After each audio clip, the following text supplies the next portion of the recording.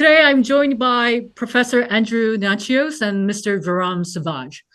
Professor Natsios is currently an executive professor at the Bush School of Government and Public Service at Texas A&M University. He served as administrator of the U.S. Agency for International Development from 2001 to 2006.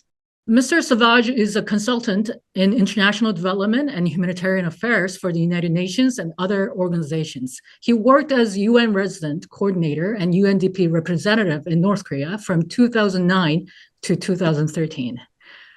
Thank you both for your time today. Despite being designated by the UN as a food insecure country for nearly 2 decades, Professor Natsios, what do you believe are the main causes of North Korea's persistent food shortages? That they continue to have a collective farming system, which even China has abandoned it. I think Cuba and North Korea, the last remaining communist agricultural systems, which never worked in Russia or the Soviet Union. They didn't work in China. And they went back to distributing food through food stores, which are controlled by the state, and limiting personal production. They also distribute based on what's called the Sombong system. There used to be something like 60 different categories. And if you're at the top of the rank, you've got more food. If you're at the bottom of the rank, you've got a starvation ration. Now they've reduced it to 12 categories. We don't actually have hard evidence of how big the rations are for each of the 12 categories, but that's a big problem. The United States, which initiated aid to North Korea in 1995, has been the world's largest provider of food assistance to the country. However, this support has been suspended. Some people argue that unconditional assistance is necessary to address the dire health and nutritional status of North Korea's citizens and to promote economic development. Mr. Sauvage, do you agree with this view that unconditional assistance is necessary? Well, first on the question of whether assistance is necessary, the answer is yes. Foreign investment is a requisite for DPRK to get out of extreme poverty. Evidently, they do not produce enough food. They need to receive food from the outside. Energy, there is no way that North Korea can rebuild its grid, production, and distribution system without billions of investment.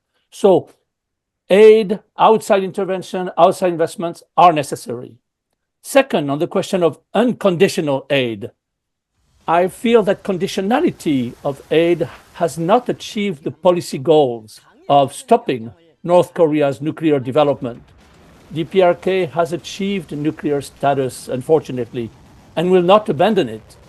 The conditionalities, to me, have failed because the regime was willing to impose untold suffering to the people in the name of security. So in conclusion, to me, it is better to make humanitarian aid not connected to other international geopolitical goals. But let me add, I agree with you very much that we should not connect the nuclear talks that aren't going on anyway with food aid. Well, I fought against that in the 1990s when I was in the NGO community and when I was the administrator of aid. President Bush made the decision not to make food aid conditional on the nuclear talks, which were going on then and when he was president. However, there is a different kind of conditionality, and that is on humanitarian standards in order to determine whether the food is getting to the people it's supposed to get to. The first is that we do regular nutritional surveys among the recipient population, because if things aren't improving, it means that once you start a food aid program, if the nutrition is not improving, then the food is not getting to the people it's supposed to. Something's wrong.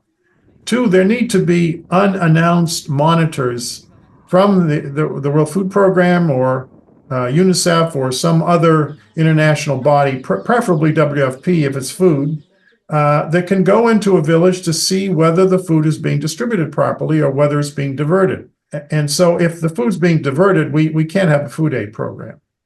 There's always leakage, but a leakage of 60% is not acceptable. I think we also need to have monitors who can speak Korean. They wouldn't allow monitors in. They provided the translators, which means there are no translators. When I went to North Korea in June of 1997, I had someone translating from the foreign ministry, and I knew what they were translating was not accurate. Mr. Sauvage, as Professor Nachios said, these issues always come up when we talk about the aid to North Korea, the lack of monitoring, and the intended recipients are not getting the needed food. So unless there is a significant change, can the aid program be really meaningful? Conditionalities such as international standards of humanitarian aid, that's the kind of conditionality that I have been working very hard to negotiate with the North Koreans when I was there. We need to fight like hell for access, for translation, which is what WFP was doing, and I think quite successfully. We talk a lot about diversion in North Korea. We don't talk enough about diversion in, say, Somalia. And I would also defend WFP's ability to monitor the food distribution from the port in Nampo all the way to the factory, all the way to the production of that porridge that was going in the soup, or those cookies that was being provided to orphanages, to lactating mothers, new mothers. The monitoring was actually pretty good in general. As to water and sanitation installations, plumbing, wells, well, that was not diverted. It was directly to the communities. So yes, we need to, like in any other country, we need to make sure that the food is not diverted, nor the aid, but it is possible to establish solid control. But last month, U.S. Ambassador to UN Linda Thomas-Greenfield made an intriguing statement during her visit to South Korea, saying, we are offering humanitarian assistance to North Korea. Of course, North Korea has not responded to any U.S. dialogue proposals. Do you believe that international humanitarian aid could serve as an icebreaker for dialogue with North Korea? We should separate all political talks from humanitarian assistance. Connecting the two is a disaster to do. They tried to do that before. It did not work. We don't have an agreement with the North Koreans, and I don't think we're going to have an agreement, by the way. There's no reason the North Koreans should sign any kind of limitation on their nuclear from their perspective. I think they're very dangerous and completely irresponsible, and the fact that their people are starving and they're building nuclear weapons is crazy. It's just crazy. But the reality is that we are facing right now is they don't want any humanitarian assistance. They did not respond to her statement, so far as I know. Completely agree with what Andrew said. However, I would add, we need to get back in. Who knows what we will find in North Korea, the criminal closing of the borders. And we need to get back in order to also provide information, data. That's one of the things the UN in particular and NGOs were doing, is provide actual data on what is going on in what is the most critical region in the world. Information, exposure to the world.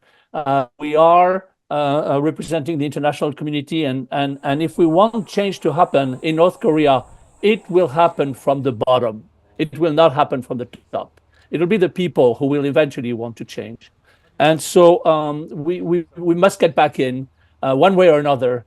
And if humanitarian aid is the way, let it be humanitarian aid. But like Professor Natsios says, let's suggest other topics of discussions between the United States and North Korea, topics that are of greater interest to Kim Jong-un. Well, that's all for today. Mr. Sauvage and Professor Natsios, thank you again for being with us today. Really. Thank you for having us. Thank you very much.